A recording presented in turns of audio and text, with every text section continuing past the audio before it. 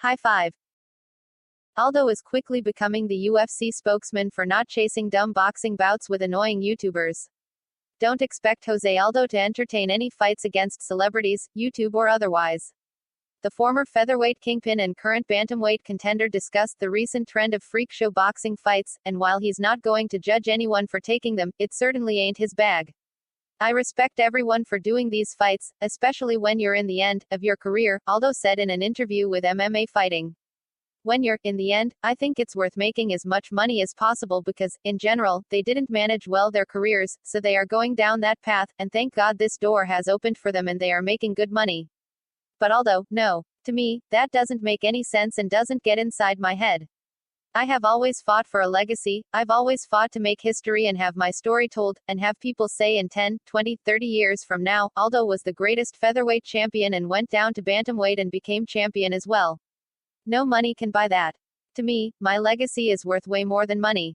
There seemed like a time at one point that Jose Aldo was looking to get out of the UFC and into boxing. But now that he's found new goals and purpose at 135 pounds, Scarface sounds more committed to his current promotion than ever. I make money in my fights since I got in the sport and I've always planned to. When I stop and retire tomorrow, I don't have to do those things, which, to me, are humiliating, he said. For everything I've learned in martial arts, everything I've done, to sell myself for money, no, I'm a legacy guy. I want to be in the UFC. When I'm done fighting, I want it to be in the UFC. I want to be in the Hall of Fame. I want to see my story told in the world's biggest organization, not in one of these circuses. If it's a money fight in the UFC, cool, I'll do it.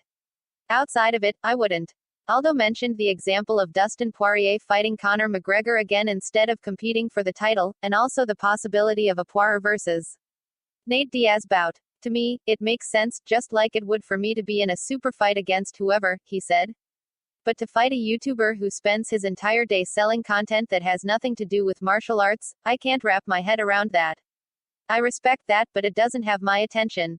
As for what Aldo is looking at for himself next, he called out TJ Dillashaw following his big win over Pedro Munhoz at UFC 265. But between Dillashaw's knee injury and desire to fight for the title in his next fight, that may not go down.